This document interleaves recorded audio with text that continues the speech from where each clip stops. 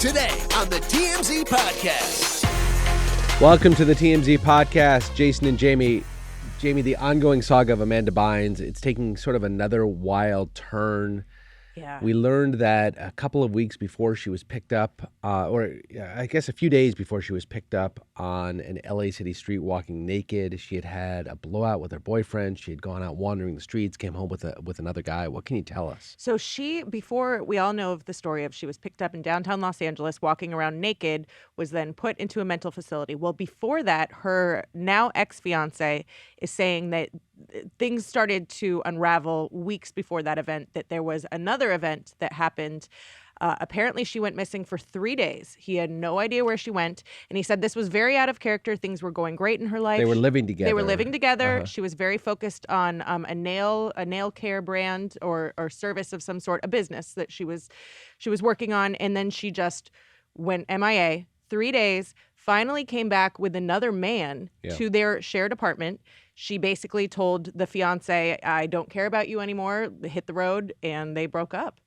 So then sometime after that, a few days after that, she's found walking naked on the LA street. She submitted to a 5150 hold. She's involuntarily committed. I don't think there was any effort by Amanda Bynes to not submit to that hold. No, and if you remember, she's the one who called 911 on herself. Well, she flags down a car, and downtown LA is a sketch place to begin with. It's remarkable to me that there's a naked woman walking down the street trying to flag down cars, and some good Samaritan actually stops and allows her to use his phone. Yeah. I mean, just the assumption that I would make if I was that driver is that this is putting me in danger. So good for that person for stopping. She uses the phone. She calls 911. She reports herself as having a psychotic episode, and again gets committed for 3 weeks. She's apparently doing better. She's now in an outpatient clinic, doing better. The fiance, I guess, has not seen her since. No, and I think it's fair to say that we have heard they've been together years now. It has been a very turbulent relationship. Oh, is that right? I wasn't aware of that. Off. So it's not to say that things were perfect for years and then all of a sudden something crazy just happened. But I find it very interesting that she is back to living by herself. Yeah. She is in an outpatient program. She has to go every day. She's not in a conservatorship.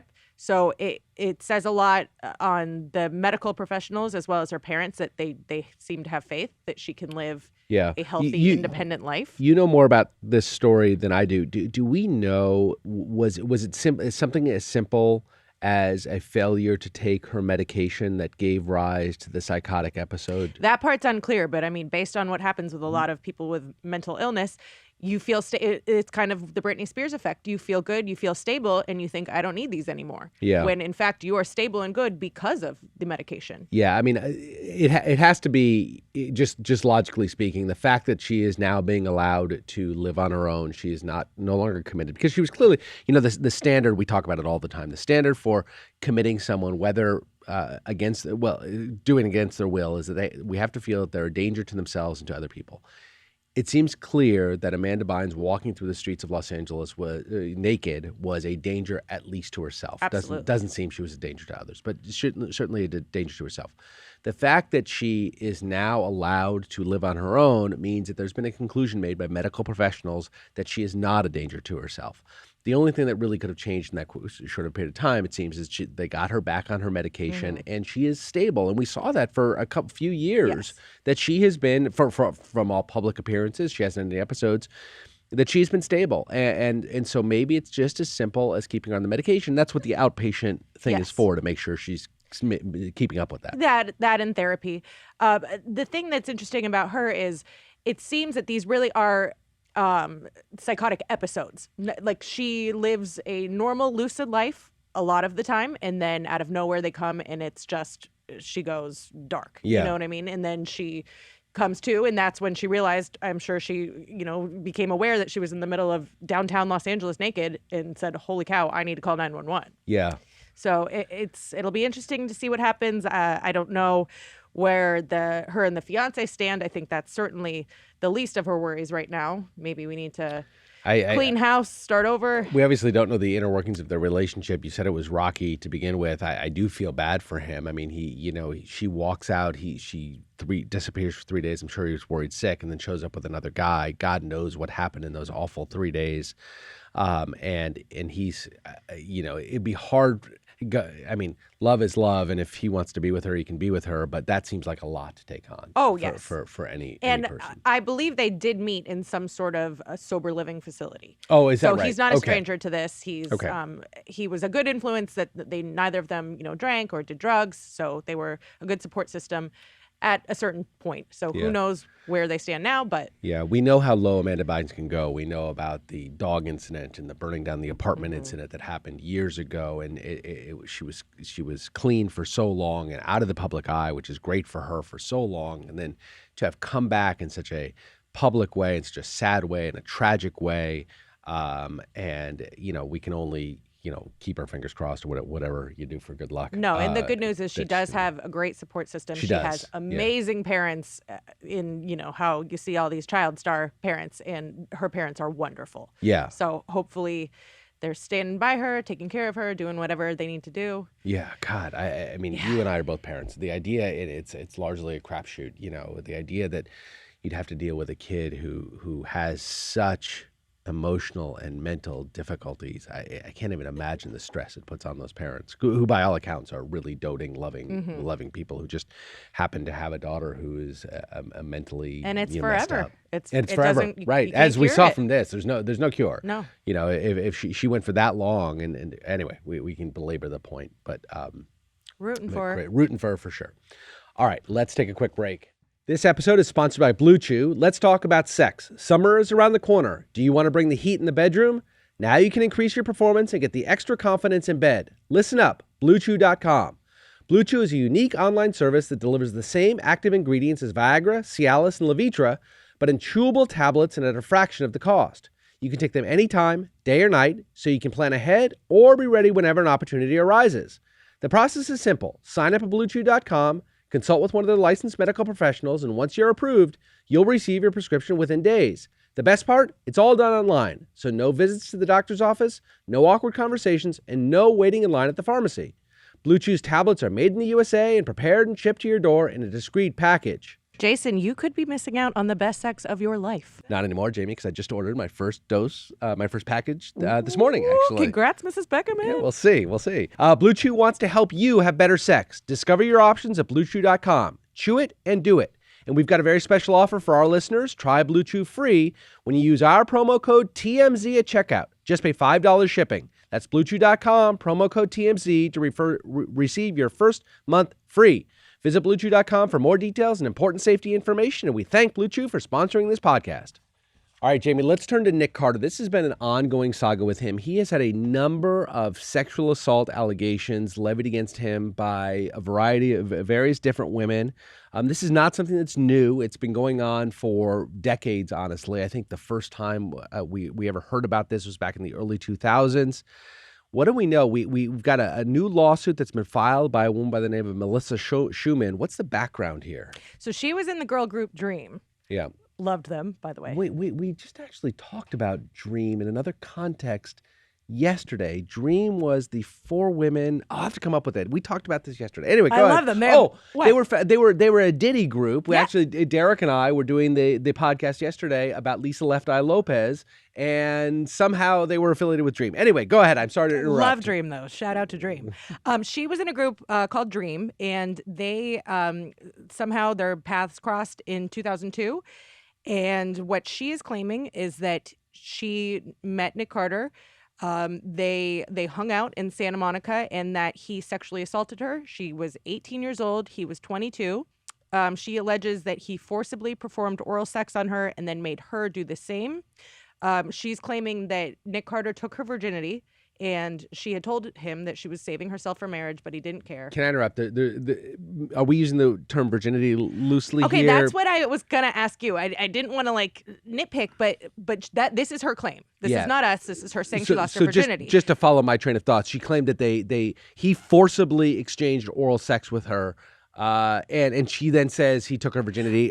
We don't need to parse it is worth to talk because I was unsure if there was information I was missing of like, oh, is that the beginning and then there was sex? I think these are the allegations that are contained in her complaint that there was this forcible exchange of oral sex. But look, she may be equating oral sex with a loss of virginity. Okay, but I am curious about that because now I feel like I'm back in Catholic high school learning about whatever. Right. But like, where does the law stand on that? What is sex? Well, for purposes of rape and sexual assault, forcible oral sex is considered rape, just like forcible vaginal penetration would be. What about if they're saying that she was forced to perform oral sex to him? What is that? I would suspect, I strongly suspect, I don't know the answer to honestly, it's never come up before. I would suspect that is the equivalent and legally there would not be a distinction drawn. Forcing, we're all adults here. Yeah. Forcing your penis into somebody's mouth, that forced penetration. I'm just thinking out loud here. I think the law would treat that as rape. Okay. I think the law would treat that as rape. I mean, I'm not certain. I'd have to look at that. But I think it would. So then, why is this sexual assault and not rape? Sexual assault's the legal. There's no cause of action for rape. Okay. When somebody rapes you, it's under the blanket term of yes, that's sexual assault. Now, sexual assault can be many different things, and there are more severe punishments for certain types of sexual assault. Sexual assault can also be the unwanted groping of a woman's breast, for example. It just seems odd to have such a broad term for such a vast array of terrible things. Sure. Yeah. Yes. Okay. Let's get on that. Let's change that. Battery is the same way too, right? Battery can be as little as me flicking your hair. It can also be punching you right in the face. It's all battery, and then you deal with damages in civil cases or punishment in criminal cases. That's where the variance is for the severity of the crime. Okay. So now because there was a new bill amending the statute of limitations for civil actions, that's why she's now allowed to bring this back up. Because obviously my first thought is 2002. Holy cow, that was 21 years ago. I can't remember what color shirt I wore 2 days ago. This is such an interesting how do we. You don't, and I think she's wrong. I don't think the statute of limitations has been broadened to this level. There's got to be some sort of an intervening event that causes somebody to suffer additional pain as a result of the sexual assault. There's a reason for statute of limitations. These are not technical. Mm-hmm. It's not like, well, it's been 5 years. Get over it. Get over it. The reasons you have statutes of limitations are because witnesses' recollections get old, evidence gets old. It's really difficult to prove things that happen, and we have a system where the proof has always got to be on the complaining party. The burden of proof has got to be on the complaining party. And so we allow people at some point to get out from under the potential guillotine of litigation or of criminal prosecution after a certain amount of time has passed, because once that kind of time has passed, these things are very difficult to prove. But we've seen more and more exceptions being drawn. And there's always been the exception for murder, for example. There's never a statute of limitations, or different types of crimes against the country. There's no statute of limitations. But we've seen legislators at the federal and state level over the last 25 years broadening exceptions for sexual assault. Minors can do it for a long time after they become age of majority, and then some. And then the big push has been when people don't recall what has happened to them or don't understand it as sexual assault, but that revelation comes to them at some later time, and we'll say, well, the statute of limitations doesn't run until it comes to them, and that seems to be what she's asserting here. What is so interesting to me about this whole case is this is not just Nick Carter saying, oh, this is crazy, make it go away. He's so adamant it didn't happen. He sued her for $2.3 million earlier this year, saying that she's been trying to extort money from him for years. Right. So this is such a weird, I don't know if it's a case of Rashomon, of we were both there, but this happened in two different. Yeah. So I'm doing a lot of legal talk here, but so when somebody files a lawsuit against you, no matter what they say in that lawsuit, you cannot sue them for the allegations in the lawsuit. But what he's saying is that she's been making out of court statements that have nothing to do with litigation for years against him, making these allegations, basically trying to extort him, saying, unless you pay me this money, I'm going to go forward with a case against you. I'm going to disclose publicly what it is that you've been done. Now, there's it's hard to know exactly where the line of extortion is and just settlement demands are, right? It's perfectly fine for you to call up somebody who has sexually assaulted you and say, look, I'm going to sue you unless you pay me $1 million. That's totally fine. That's a settlement negotiation step every day. But if it's not just on a threat of litigation, if it's I'm going to go public, for example, I'm going to disclose this publicly unless you pay me off, that's where you get into extortion. And that seems to be what he alleged when he sued her for $2.3 million. Now she's coming back, and I think it's probably to cover her ass on that and saying, look, I really believe that he sexually assaulted me, because then it's harder to prove extortion if she really believes it, and as opposed to making it up. So, and then let's not forget, he was also sued in last year, end of last year, by another person who had a very similar story to Melissa's. I don't know. There were a lot of weird details about that story. She was a special needs person. Special needs girl. She was 17 years old. Very similar type story. Tour bus, oral sex. Yes. And Melissa's story had been out by then, so it's and he claimed they were copycat lawsuits at the time. He's claiming they're now building on one another. But at some point, there's got to be, you got to take a jaundiced look at Nick Carter a little bit, right? Yeah. I mean, maybe it's unfair. Maybe we say, look, nothing's been proven, and therefore he's entitled to every reasonable doubt. But at the same time, like, why is he ending up in these circumstances over and over again? And the response might be he was a kid, a superstar young kid who obviously, it seems, had relations with a lot of women, all of them, if not all of them, consensually. Yeah. And that he would claim that there's some women just trying to take advantage and get money, and that's possible. They would claim that he was sort of a serial predator who took what he wanted, regardless of consent. It doesn't seem like anyone else has come out of the woodwork, though. And by now, this is usually when you start hearing my Nick Carter story. Right. So I don't know. That's not saying that Melissa is not completely telling the truth.